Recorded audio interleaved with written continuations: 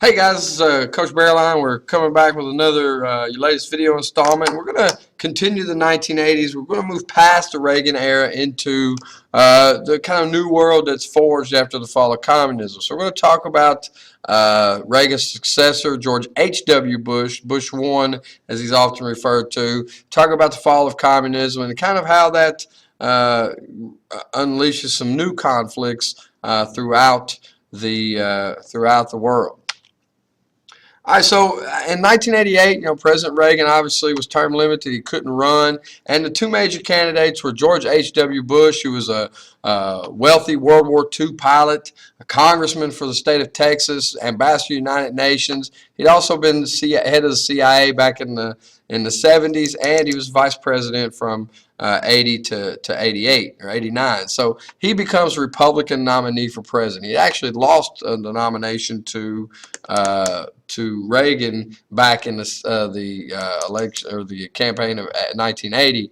But anyway, so another major candidate is actually Jesse Jackson. You guys probably know Jackson from various things today, but he was a major civil rights leader. He was contemporary with Dr. King and some other people, and he actually won the most votes in the Democratic primary on Super Tuesday. And had significant support from both sides. But the Democratic nominee winds up becoming Lloyd Bentsen, becoming Michael Dukakis, who's the governor of Massachusetts. And he chooses Lloyd Bentsen as his running mate in an attempt to try to get more Southern support for his candidacy. All right, so there's some important videos that we want you to watch. The vice presidential debate between Lloyd Bentsen and vice presidential candidate Dan Quayle, and also watch the Willie Horton ad. And we'll talk about some of these things in class. But the election of '88 had low voter turnout, and you'll almost always see that when there's low voter turnout, it is good for the incumbent. Well, since there's not an incumbent, George W. Bush is really George H.W. Bush is really the closest thing to the incumbent because he'd been vice president for so many years. But a lot of people contribute that low turnout to negativity of the campaign. Dukakis hammered Bush on the economy, and Bush fought back on crime, and that's where you see the famous Willie Horton ad that you'll watch online. So at any rate, Bush wins based on his promise of no new taxes. He famously says, read my lips, no new taxes. And that becomes a rallying cry, and he wins the election. And once he wins the election, he faces a new world that's developing. The Soviet Union is becoming increasingly open under the leadership of Mikhail Gorbachev, and we're going to talk about that next in the next slide. So in the late 80s, Soviet society is becoming increasingly open, and this is as a result of leadership of Mikhail Gorbachev. At first, he announces a new era of glasnost, which is Russian for opening, and he begins to roll back these ideas of censorship and actually starts to allow public criticism of the government. So Soviet citizens began to speak out, and one of their big complaints is the price of food, empty shelves, and also the war in Afghanistan. So you see Russian citizens begin to become more critical of government. Gorbachev also begins a process of perestroika, or restructuring of the government and of bureaucracy. And this basically begins to dismantle the central planning system of the Soviet Union.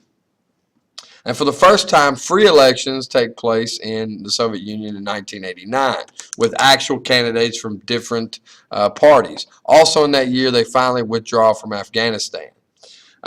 He also visited with China, which eased the nations between those two nations. But still, the Soviet Union is going to be the Soviet Union. And they try to cover up Chernobyl nuclear accident, which cost thousands of lives. Chernobyl had to be, the whole area had to be evacuated. And rather than enlisting help from other nations, they tried to hide it to hide their own shortcomings. Anyway, the call for glasnost and perestroika really kind of awakened this idea of nationalism in all the different Eastern European nations. And Gorbachev realizes that the USSR can no longer support these Eastern European nations. The Soviet Union has kind of been carrying these other nations, your Yugoslavias, your Poland, your different orders. So he orders a troop pullback from the region and told the communist leaders in those regions, hey, look, you need to reform. And as a result, when Soviet troops leave, you have a wave of revolutions over Eastern Europe in the 1980s. So as the Soviet army leaves, you have all of these different revolutions that happen. So one by one, you see communist rule in Eastern Europe begin to crumble. In Poland, you have the Solidarity movement under the leadership of Lech Walesa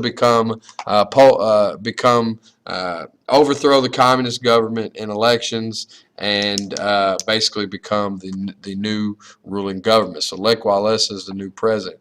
In Hungary, you had the opening of the border between Hungary and Austria for the first time in 1989 since the beginning of the Cold War, and people stream out of Hungary and into the western nation of Austria. Also in Czechoslovakia, you had revolutions. This one, however, was a non-violent revolution known as the Velvet Revolution, and it sweeps communists from power in November 1989. The new president became a writer, a playwright by the name of Václav Havel. And finally, in Romania, you have a violent revolution that overthrows the dictator there. It's kind of like dominoes falling. Once the Soviet Union leaves these nations and there's no longer Soviet troops enforcing communism, they're falling like dominoes. And eventually it's going to get to the big domino, which is East Germany. The Berlin Wall had remained for years as kind of a symbol of communism. It was built to keep East Germans from leaving and going to West Berlin and defecting, basically. So it was built to keep people in, not keep people out. And rising protests began in East Germany in 1989, and the East German government finally opens the gates of the Berlin Wall in November 1989. Thousands of people pour into West Berlin, and then they begin attacking the wall itself. So they're pulling down razor wire, ripping down the wall with axes, sledgehammers, their bare hands, and less than a year later, the Germanys are reunified as one country. So no longer is it going to be East or West Germany. And really this is a symbol of the lack of Soviet will to really stop it. The Soviet Union has really kind of drawn its forces in to its own nation and is trying to kind of take a stand there.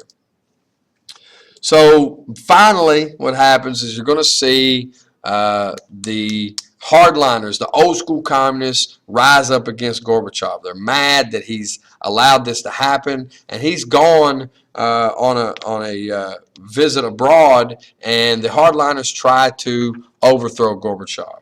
Russia, the largest of the Soviet Socialist Republic, was ruled by Boris Yeltsin, who basically he foiled the coup. He stopped the coup, and Gorbachev maintained power in 1991.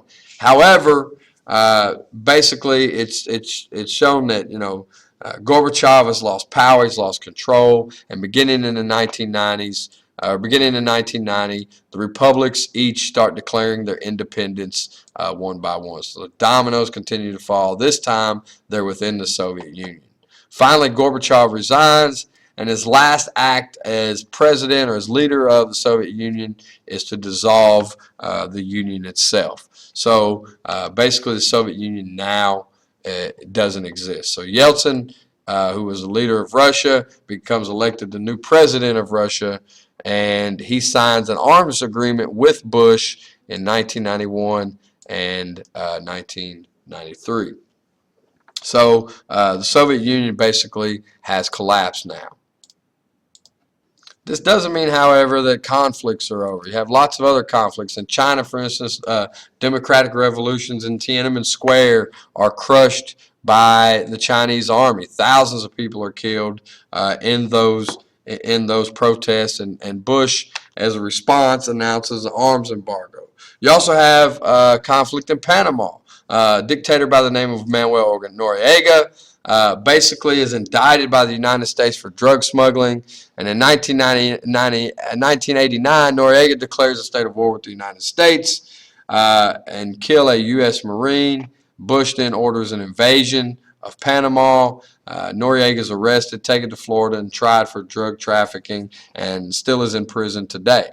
Of course, the biggest conflict probably that you guys know with was the Persian Gulf War. And what happened, basically, Saddam Hussein, the leader of Iraq, invaded Kuwait in 1990, and basically the United Nations imposed sanctions, but the deadline passed. They didn't move out. And on January 16, 1991, the U.S. led a force into Kuwait to push out the Iraqis, and this becomes known, obviously, as Operation Desert Storm. Also, South Africa was a place where there was a lot of conflict in the late 80s. Basically, they had apartheid there for decades, and F.W. de Klerk, the new president, seeks a gradual, orderly lifting of apartheid. So he starts releasing political prisoners, most notably Nelson Mandela, who had been in prison for nearly 30 years for protesting apartheid, for fighting against apartheid. And they worked together to end it. A new constitution was written, and in 1994, the first all-race elections are held, and of course, the black majority votes in the African National Congress. Mandela becomes the new president of South Africa, and de Klerk and Mandela actually shared the Nobel Peace Prize in 1993 for the successful transition. So you see an era of a lot of conflict.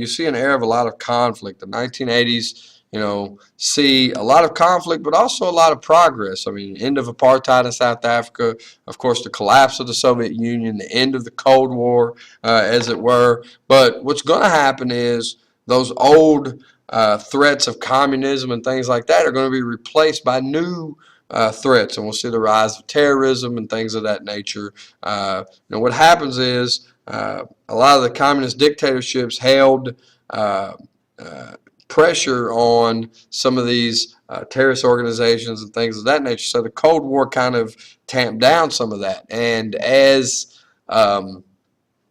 that pressure, that control gets removed, I think, like we've used the analogy before, like you get the snakes in the can where you open it up and they pop out. And once that lid comes off, sometimes the snakes pop out. So that's kind of what happens in the world after the Cold War. You're going to see the rise of terrorism and failed states and things of that nature. They're going to rise to threaten the United States. So we'll talk more about that as we move on. In the next video, we're going to talk basically about what life was like in the 1980s, kind of some of the basics about culture and things of that nature. So we'll see you then. Bye.